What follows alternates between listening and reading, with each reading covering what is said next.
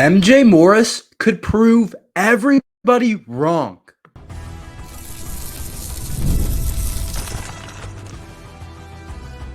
You are Locked On Terps, your daily podcast on the Maryland Terps, part of the Locked On Podcast Network, your team every day.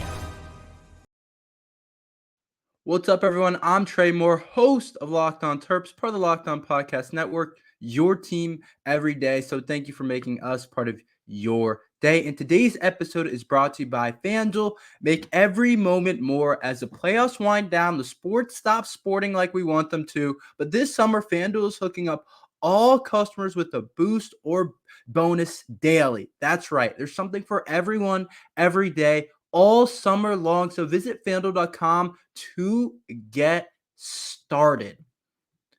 MJ Morris could prove everybody wrong this year. There feels like there's a consensus going around in terms of outside reporters, in terms of outside people that cover college football, that Maryland football's quarterback play is going to drastically dip this year. And sure, there are definitely some points to be made that can go that way, that can go with that Maryland's quarterback play might not be as good as it's been. But there's also the other side to be argued. And I've been saying this the entire time. I think that MJ Morris is a starter. I think he has the highest ceiling out of anybody in our quarterback room. I also think he does have the most game experience in terms of he made 4 starts last year for NC State, went 3-1, beat a good Clemson team, beat a solid Miami team. Even with those teams having maybe not their best year, he still was able to win those types of games. And I'm saying that I think MJ Morris can prove a lot of these doubters, a lot of these haters, not only just about him, but the entire Maryland football team. A lot of people think that we're going to take a huge step back. I heard there to the Maryland under 7.5 wins.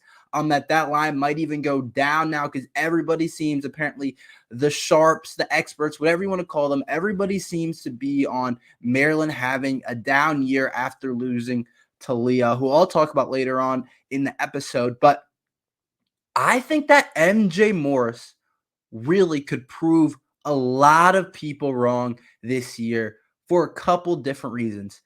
I think we could see a good version of MJ Morris. I'm not going to say he could be great, but I think we could see a really good version of MJ Morris that surprises a lot of people for a couple different reasons. One thing is he's able to do everything in terms of he can throw the football, he can throw the deep ball, he can throw he has some velocity, he has a strong arm, he can do different things, he can establish the short game. He can also run the ball, which is really important. He can run with his legs. We saw that in the spring game. He had one play for a huge chunk of yardage with his legs. And I think coming in as a starting quarterback in the Big Ten, if you're a statue in the pocket for a team like Maryland, it's really going to be hard to succeed when you play teams like Oregon, when you play a Penn State, when you play those type of teams with top level defensive lines, and even everybody else in the Big Ten, it's hard to succeed when you're a statue. But the fact that MJ Morris can not only move, but also can throw the ball while moving, I think provides him with a lot of capabilities that we're kind of underestimating. This kid is really talented. Like, he might not put everything together yet. I don't think he's put everything together yet. And he played solid for the starts he got at NC State. It wasn't consistent, but he was still really young. Like, we're overrating a little bit of he threw an interception there, or, he had a couple of inaccurate passes there. Like, he was a young guy, freshman year. Like, you're not going to be perfect at all at the beginning. And I think that's perfectly fine for him to have made some mistakes at NC State. At the end of the day, we saw big-time throws. We saw some special plays that you normally don't get to see out of a starting quarterback. That you just normally don't get out of a college quarterback. And we saw some of the things that he can do, and it's different than what a lot of guys can do. And so when I look at MJ Morris, I say that I think he can be better than what a lot of people think he can be. I think he can prove a lot of the doubters wrong. That's my number one reason why is because he's versatile. I think he fits into the Maryland offense. I also believe that Coach Locksley is going to do a good job with him. I think he's going to be really good at making it easier on MJ Morris. I think a lot of the things about Taulia, which I'll talk about later, is that we made some stuff pretty easy on Taulia. And I think Coach Locksley is going to do some of the same things with MJ Morris to allow him to get the ball out fast. Coach Locksley said he wants to establish the run game more this year, basically saying that he doesn't want to throw the ball nearly as much. So I feel like in terms of his talent, in terms of his ceiling, if he's gotten better, then I feel like he should be a better player for Maryland football. And I think it's reasonable to think that he's better than what he showed last year in those couple of starts that he got. I think it's pretty I think that he definitely should look better. And I think that he should be going up the mountain instead of going down. And if he continues to climb, then we could get a pretty good MJ Morris, because with the couple of starts that he got, he looked pretty decent doing it last year. So I think that if he continued to have gotten better, if he's continued to have improved, then I think we're going to get a pretty good MJ Morris, a better one than a lot of people think. And I know you're going to say we don't even know if he's going to be the starter. I really believe that this kid is going to be the starter at the end of the day. And then I also think around him, especially at the receiver position, with those two guys outside, I said it yesterday, the two most underrated receivers in the Big Ten, Tai Felton and Caden Prather, who I think have NFL upside. I think that they will also allow him to make it a lot easier on him, because one thing that Caden Prather can do, he can bail you out. You can throw a 50-50 ball down the field to Caden Prather, and he'll make the grab. We saw him do it against the best corner in the country in Will Johnson, who a lot of people think will be the first corner off the board.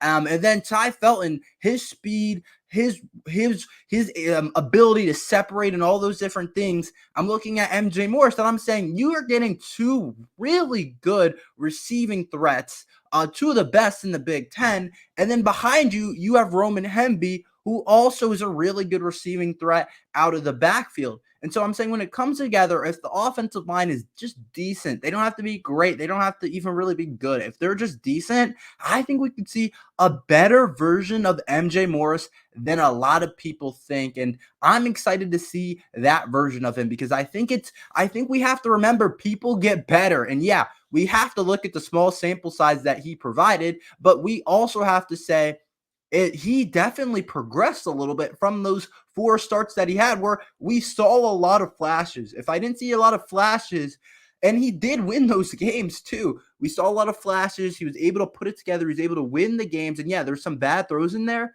but the fact that I think he would have gotten better, and I know he's worked hard at it, it makes me believe that MJ Morris could prove a lot of the doubters wrong, especially with some of the outside talent that we have at receiver. I really do believe that we could get a better version of MJ Morris, and he could prove a lot of people wrong this year, a lot of the doubters wrong.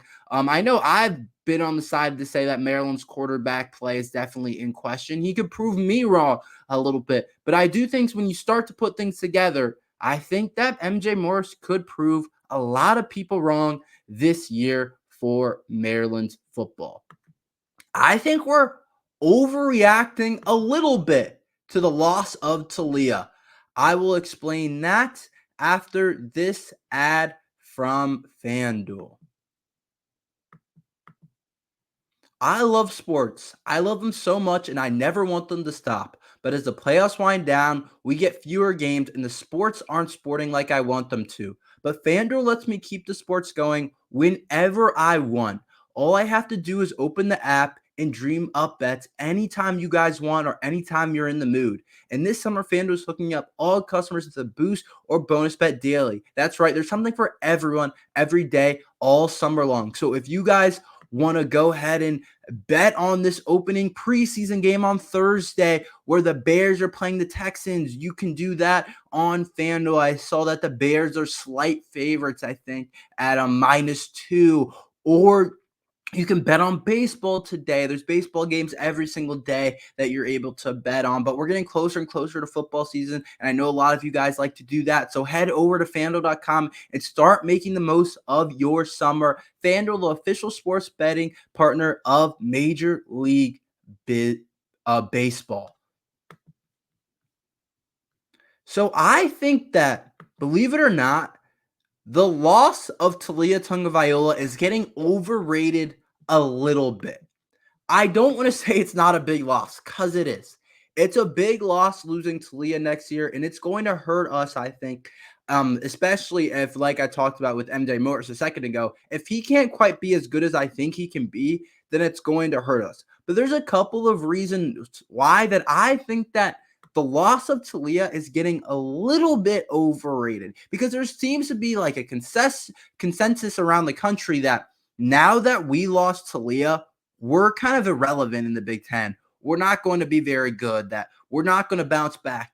And I don't believe that that's true at all. First of all, there's a couple of things that Taulia did that I thought potentially sold us a couple games last year, where he, quite frankly, wasn't good enough, turned over the ball too much, did some things in the big moments where I was like, just couldn't win the big game. And I think that losing Taulia is getting overrated a tiny bit. We do have to say, he is the all-time Big Ten passing leader, so he has done a lot of special things when it comes to passing the football for Maryland football. And the amount of attempts he got to get there, though, were a lot. Last year, 437 attempts. 2021, 474 attempts for Maryland football. And so, to be honest with you, to be frank with you, if a lot of quarterbacks throw the ball 437 times, their passing numbers are going to look pretty good in terms of the yardage that they accumulate in college football and over the last couple of years for Maryland football. If you plug someone else in there, if they throw the ball that many times, they're going to get a good amount of yardage when you really dig into it. Like, look at Quinn Ewers last year. A lot of you guys probably think that Quinn, really high-level kid. In 2023, Quinn Ewers threw the ball 394 times. 394 times. And guess what? Quinn Ewers got 2 playoff games. He got to do that in 2 playoff games. And Taulia didn't even play in Maryland's bowl game. I think Quinn did miss 1 game, though. So I think Quinn played 1 more game. So Quinn Ewers, who a lot of people probably think of a guy that airs it out a lot, Texas, Big 12 football, a guy that throws the ball a lot, he threw the ball 394 times. Not even close to what the amount of times, 437 times, that Taulia threw the ball. And my point is, when you throw the ball that many times, you're going to accumulate a lot of yardage. That's just what it is. So I know that he was a good thrower of the football. He was a natural thrower of the football, and he did some really good things throwing the football for Maryland football. But a lot of the yardage stuff gets overrated a little bit, and I'll be the first one to say it. Gets overrated a little bit, and I'm not undermining what Taulia has done for Maryland football, because he's done some special things, but it gets overrated a touch because we look at it and we say, oh, he's the all-time Big Ten passing leader. But it's because we threw the ball more than anybody else in the Big Ten last year, because we, a lot of the time, just couldn't run the ball. And then I also think when you look at Taulia, he lacked arm strength, which is the surprising thing. He's the all-time Big Ten passing leader, but MJ Morris has more arm than him, and same as Billy Edwards. And Billy Edwards isn't what Taulia is as a passer, I'm not saying, but in terms of pushing the ball down the field, MJ Morris has a stronger arm, a more capable arm down the field, which a lot of people, it might be hard to believe, but he does. He has a stronger arm. He's a more capable arm down the field, that where Taulia, there were spots that Taulia can't really throw the football into, and a lot of that you have to change your game plan towards. You have to focus on different things. You have to focus on the quick game, and he was really good at it, and that's something that doesn't affect you more. It definitely can limit some of the stuff you can do in college, but especially in the NFL, and that's why when we projected him to the NFL, he wasn't really a guy that a lot of people liked in the NFL. But if he was 6'3" with a bigger arm and put up what the numbers that he did, we would be looking at him differently. But so in terms of that, there's throws that MJ Morris can probably make down the field that Taulia may not have been able to make. And same with Billy Edwards. That might sound crazy, but I'm telling you, there's some power throws that only some guys can make. And Billy and MJ Morris both have powerful types of arms. Now, is Billy Edwards the most accurate? No. Is MJ Morris as accurate as Taulia? No. But still, I do think that there are some give and takes here that with losing Taulia is going to hurt. Don't get me wrong. It's a ton of production. But there are some things that we're overrating a tad. And then also, Taulia wasn't much of a runner of the football. He could run the ball, but in terms of some short yardage stuff, we often went to Billy Edwards for that stuff. And when Talia's in on 3rd and 3s, 3rd and 2s, he can run for it, but I trust MJ Morris and Billy Edwards to get the yardage a lot more than I trust Taulia, because Taulia was small in the pocket. So I think MJ Morris and Billy can see a little bit more. They're going to be able to maybe see some stuff down the middle a little bit more. So I do think that losing Taulia hurts, but some of the stuff gets overrated a tad because of how many times Maryland threw the football. And I'm not saying that we're not going to miss him. I'm just saying we're not going to miss him as much as a lot of people think. And I think the Taulia loss hurts, but it definitely doesn't kill us. And we're very much still capable in that quarterback room. Will our quarterback room probably drop a little bit? Yeah, it probably will. But I just want to say that we're not dead at all. We are still very much capable in that quarterback room. Maryland's safety play has to be really good this year for the Terps to be successful. I will talk about that after this ad from Factor and Ibata. Sandals, sunscreen, snacks for the kids. What do these have in common? You're probably buying a ton again this summer, but don't stress about the cost. Use Ibata and get cash back on all of your purchase when you stock up on all your summer essentials. Ibata is a free app and it lets you earn cash back every time you shop. Earn on hundreds of items from groceries to beauty supplies, even toys, so you can make sure you're beating inflation no matter what you're purchasing. Right now, Ibata is offering your listeners $5 just for trying Ibata by using the code LOCKEDONCollege. When you register, just go to the App Store or the Google Play Store and download the free Ibata app to start earning cash back and use code LOCKEDONCollege. That's IBOTTA in the Google Play or Apple Store and use code LOCKEDONCollege. Warmer, sunnier days are on the way, and Factor's got your back for them. Get ready to soak up the sun with our easy, no-fuss meals that take just minutes to prepare, with options like Calorie Smart, Protein Plus. Our chef-crafted meals help you hit your wellness goals before summer hits. They're fresh, never frozen, and dietitian approved, so you can enjoy nutritious and delicious meals even on your busiest days. Today's a perfect day to start a healthier routine, so why wait? Dive in now with 35 different meals and more than 60 add-ons to choose from every week. You'll always have new flavors to explore. Crush your wellness goals this May with dietitian-approved meals and ingredients that you can trust. Head to factormeals.com/LockedOnCollege50 and use code LockedOnCollege50 to get 50% off your first box plus 20% off your next month. That's code LockedOnCollege50 at factormeals.com.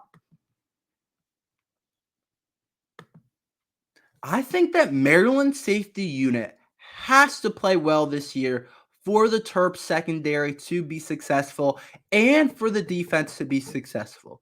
This Maryland team, I think we have a solid chance at having a pretty good defense this year. I'm not going to say like an elite defense, a really good defense. I think we have a solid chance at being pretty good on the defensive side of the ball. And I think it's a strength, and Coach Loxley talked about it. But I think the biggest weakness in our defense right now is the secondary. But that's not really the safety unit. It's more about the cornerback unit and replacing two starters. We've been replacing a lot of guys over the last couple of years in the cornerback room, but replacing two starters last year, one guy that and Tarheeb still that got drafted by Coach Harbaugh and the Chargers in the 4th round, which I always thought was interesting because, of course, Coach Harbaugh, former coach at Michigan, had to prepare, had to watch a ton of film on Maryland when he prepared for that game. And I know he didn't coach that game, but, he's still very much in that preparing stage. And so he clearly knew that Tarheeb still was a pretty good player after watching the film for Maryland. So we lose him on the outside. We lose our other spot at corner. And I'm saying, I think Maryland's safety play has to be good because I'm not sure that the corner play is going to be good. A lot of you guys have talked about in the comments that you guys have more faith in Maryland's cornerback play and than I really do, but I am really unsure about it yet. I think that Jalen Husky is really interesting as a player, transfer from Bowling Green. I think he has a chance to be a good player next year for Maryland football, but still, he hasn't played in the Big Ten. He's been at Bowling Green where he's played high level. He played well against Michigan last year, but it's a different thing going against the top receivers in the country week in and week out with the Big Ten schedule. That's not easy to do. And I have trust that Husky's going to be able to play well, but I don't know about the other side. Perry Fisher is just starting to play cornerback in college. And yeah, he has a lot of tools. He's got height, he's got length, and I'm excited to see what he can do. Still, he played quarterback in high school. Doesn't have a ton of experience guarding some of the top players, and he just hasn't played a lot. He looked good in the Music City Bowl game, and there's just inexperience there where I'm not sure how it could go. Lionel, I think, is going to be pretty good, but I'm still trying to figure out how good the cornerback room is going to be. But the safety room, that's where the experience is, and that might be our strongest part of our defense. I think the secondary is the biggest question mark, which is interesting if it would include the safeties in there. But when I talk about the safety room versus the quarterback room, it's like completely the opposite. Dante Trader and Glendon Miller are two of the more experienced players on our team. And the interesting part about it is Glendon played more slot last year. So he's going to be moving back to his natural position at safety, but I still think he's going to be a really good player down there at safety. But the reason I say the safeties have to play well is because of the inexperience in the cornerback room. So I think the safeties might have to make up for some of the potential. There could be big plays that the corners give up early, or just stuff over the middle, like different things that the corners might give up that the safety room might have to clean up, and that we might have to ask our safety to make a play or two that we normally wouldn't really need them to make in the season. Maybe it's a cover one and a Mecca Mbuka streaking down the sideline, and we're in cover one man, and Dante Trader has to show a ton of range and get over to help Perry Fisher over the top. It can be really a different amount of things. Maybe they have to force a turnover or two that maybe we don't expect them to, have a pick or two, maybe help in the run game more than we expect them to. But I think with the inexperience in the cornerback room and the question marks in that cornerback room, I think you have to say that Maryland's safety unit has to be elite. And Dante Trader is one of the best players on our team, and same with Glendon Miller. Glendon Miller has length and size that a lot of people would love to have. He's like 6'4" with super long arms, so I expect him to play well. He played really well in the slot last year at times, and I thought Dante showed up in big games, and we're going to need more of that. I just want a tad more consistent Dante Trader. I thought he played his best game maybe against Ohio State, and I thought him and Bo Braid were really good last year, but we're going to need Dante Trader to take on a new level, and I know he's ready to take that on. I know he wants to go to the NFL, and this is the money year for Dante in terms of his NFL future, and same thing with Glendon Miller, and those two have high expectations for Maryland's team, and so I'm excited to see what those two can do. I think they're difference-making safeties, and I think that they have to play well in that secondary, because if they don't, our secondary could crumble and could really struggle. And if they're mediocre and they're just solid, that might not be good enough with the inexperience in our cornerback room. So I really come back and say that I think that the safety room has to play well for Maryland football. That's all we have for today. Thank you for listening to Locked On Terps. Make sure you like and subscribe. We're here every day talking Maryland football and basketball. So thank you for listening to Locked On Terps.